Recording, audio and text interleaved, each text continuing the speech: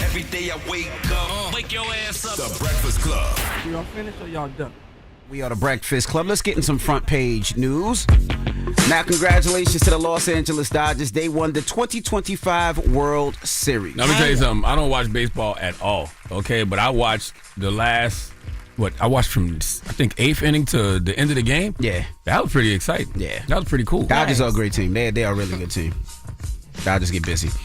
All right, now in football, the 49ers beat the Giants, the Vikings beat the Lions, the Chargers beat the Titans, the Patriots beat the Falcons, the Steelers beat the Colts, the Bears beat the Bengals, the Broncos beat the Texans, the Panthers beat the Packers, the Rams beat the Saints, the Bills beat the Chiefs, and the Jaguars beat the Raiders.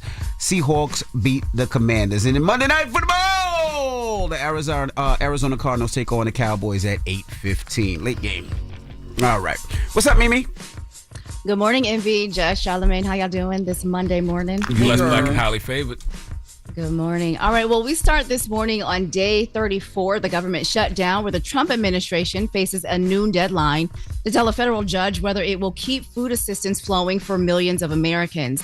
Now, 2 federal judges, one in Rhode Island and the other in Boston, have now ordered the Agriculture Department to release November SNAP benefits, calling the suspension likely unlawful. Now, nearly 42 million people depend on those benefits to buy food. We've been talking about this, and over the weekend, the impact was hard to miss. Long lines at food banks, and in some states, stadium parking lots turned into drive-through food sites to help families sort out what's left. Now, 25 Democratic-led states have sued the Trump administration, demanding that the USDA use billions in emergency funds that Congress set aside to cover those November payments. But the administration says those funds were meant for natural disasters and not shutdowns. And while it won't appeal the ruling, Trump officials say there isn't enough money to go around. So there's about $5 billion available, but that is short of the $9 billion they say needed for a full month of benefits, meaning it would only cover about half of November. Meanwhile, President Trump, in his first 60 Minutes interview in 5 years, is defending his handling of the shutdown and blaming Democrats for the stalemate. Let's listen to that. All we're doing is we keep voting. I mean, the Republicans are voting almost unanimously to end it, and the Democrats keep voting against ending it. They've lost their way. They become crazed lunatics.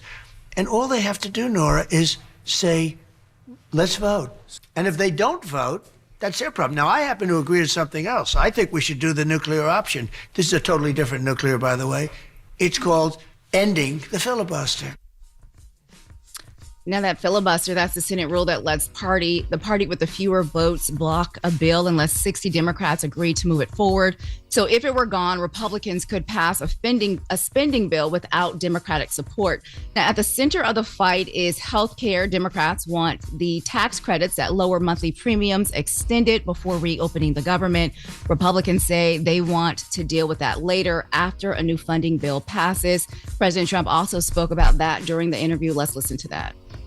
We can make it much less expensive for people and give them much better health care. But where is that and I'd plan? be willing to work with the Democrats on it. The problem is they want to give money to prisoners, to drug dealers, to all these millions of people that were allowed to come in with an open border from Biden, and nobody can do that. And I'm saying we can fix it, Nora. You have helped end these government shutdowns in the past when they came about, and you did it by bringing. I'm very good at it, you but I'm not going to do it by. I'm not going to do it by extortion. I'm not going to do it by being extorted by the Democrats who have lost their way. You know what I don't understand, Mimi, and I don't know, maybe you can explain it to me. That the health care is going to go up anyway because of the big, beautiful bill, because that didn't include the extension of the tax credits to keep the cost down. So if it's going up anyway, what's the point of Democrats taking the stand to keep the government still closed? At this point, you're right, because the premiums, which the open enrollment started this weekend, November 1st. And so people are getting those letters in the mail. In fact, one person in Utah, a woman in Utah, she told ABC News that she opened her bill and saw that her monthly premium had already jumped from about $400 a month, Charlamagne, to over $2,000 a month. And so at this point, it's like, what's going to happen? Is it retroactive? Like, how is this going to work as we continue to go forward? So you're absolutely right. And the premiums are set for a year. So at this point, if the premiums have already gone up, if they set for a year, at least give the people some relief and get the government back open, but man. Could you imagine your premium $2,000? Because then you got to make a decision if you do feel sick, right? Because you're not going to pay that premium. So you're going to say, I don't want insurance. If you do feel sick, you got to pick and choose when you're going to the hospital, when you're not. You know, you got to try home remedies first to hopefully that works so you don't got to pay the cost of hospital bills, which is crazy. Democrats, you fought. It seemed like you lost the fight. At this point, go on, give it up. At least give the people some relief by getting the government back open. Let these people get these SNAP benefits. Let these government workers get their checks. We don't need all of this craziness at the TSA during the holidays. I think you lost. We'll continue to watch. I feel like they lost. It's over. It's crazy. It depends on what you're fighting for. Seems like a pride thing now. All right. Morning, everybody. It's DJ NV, Jess Hilarious, Charlamagne the Guy. We are the Breakfast Club. Let's get in some front page news. All right, let's start off with some quick sports. Now, you're a baseball fan. Congratulations to the Dodgers. They won the 2025 World Series. They beat the Blue Jays in 7. So congratulations. I don't watch baseball. I used to like baseball, and everybody was on steroids back in the 90s. But I watched that game because it was on Friday night, and there was nothing else on TV, really. That was a good game. Yeah. I watched from the 8th inning to the end. Yeah, what the Dodgers are doing is pretty amazing. The fact that their pitcher is that nice when it comes to hitting is just crazy. But congratulations to the Dodgers, all right? What happened to the Dominicans, though? They got a lot of Asians on their team. Yeah, they do. Yeah. And they all get busy. I thought Dominicans ran baseball. They usually do. They do, but just the Dodgers have. Now, the Blue Jays have a Dominican. What's homie name? Vladimir. Yeah, I like him. He gets busy, too. I don't know him, but I like him. Yeah, I like him. I don't know him, but I don't like him. I like that he cared. He was crying. Yeah. He stayed in the dugout long after they lost. I like stuff like that. Yeah. Now, in football, last night or yesterday, the 49ers beat the Giants. The Chargers beat the Titans. The Patriots beat the Falcons. The Steelers beat the Colts. The Vikings beat the Lions. The Bears beat the Bengals. Rams beat the Saints. Bills beat the Chiefs. Jaguars beat the Raiders. Panthers beat the Packers. Broncos beat the Texans. And the Seahawks beat the Commanders. Now, in Monday Night Football, the Cardinals take on the Cowboys at 8:15 on ESPN. Good morning, Mimi. Good morning, Envy, Jess, Charlamagne. How y'all doing this morning? Good. Black and highly favored. Good morning. All right, so we start this hour with the rest of that 60 Minutes interview that is still trending this morning. President Trump sat down with Norah O'Donnell at Mar-a-Lago, and he covered a wide range of topics from immigration to the economy, indictments of his political rivals, nuclear testing, and the upcoming elections. Now, when it came to immigration, he said ICE agents haven't gone far enough. Let's listen to that. I think they haven't gone far enough because we've been held back by the judges, by the liberal judges that were put in by Biden and by Obama. You have to look at the people. Many of them are murderers. Many of them are people that were thrown out of their countries because they were, criminals. But a lot of the people that your administration has arrested and deported aren't violent criminals. Landscapers, nannies, construction workers, landscapers farm who are workers. criminals, yeah. Did he say landscapers who are criminals? Yes. Jesus Christ. Yes, he did. He also denied that grocery prices are rising despite data showing that they are. He denied that he was seeking retribution against some of his biggest critics, including FBI Director James Comey, his former national security advisor John Bolton, and New York Attorney General Letitia James. The interview also marked his first appearance since suing CBS and his parent company Paramount over the way they edited a 2024 interview with then Vice President Kamala Harris. Now, the network, they later settled for $16 million without admitting any wrongdoing. Now, Trump, he praised CBS's new leadership, calling it one of the best things that have ever happened to the press in a long time. And he even weighed in on the upcoming New York City mayoral race, which we're going to talk about next. But he called the Democratic candidate Zoran Mondani a communist. And he said that if it came down to him or former Governor Andrew Cuomo, he'd pick the bad Democrat over a communist any day. And he hinted that if Mondani won, it would affect how much federal money that New York could receive. So remember when I told y'all that Donald Trump was going to make CBS his new Fox News? Mm-hmm. Remember when I said that? Mm-hmm. And also, too, man, it's going to be very interesting, the mayoral race tomorrow. I mean, Mondani looks like the clear front runner. And if he wins, I think I'll believe in politics. I believe that the power is really with the people. We heard Donald Trump said, I ain't sending no money to New York. If Listen, you got an. I'll tell y'all what I think I already told y'all, but if Mondani wins, it's going to be so much federal overreach. It's going to be so much overreach from the Trump administration. That's going to be ridiculous. Well, he said it yesterday. He said it's hard to send money to New York if he wins. I'm not sending money to a communist. If Mondani loses, though, I mean, I don't know. It's going to be interesting. And the New Jersey governor race is serious too. Yes, we're about to talk about all of that. So as voters prepare to head to the polls tomorrow, a new ABC poll, Washington Post poll, it shows that most Americans, they are not feeling great about where the country is headed. Nearly 2/3 say the U.S. is on the wrong track. And even about 1/3 of Republicans agree. It's not just frustration with the direction of the country. They say they are fed up with both parties. 7 in 10 Americans say Democrats are out of touch with everyday concerns, and roughly 6 in 10 say that same thing about Republicans.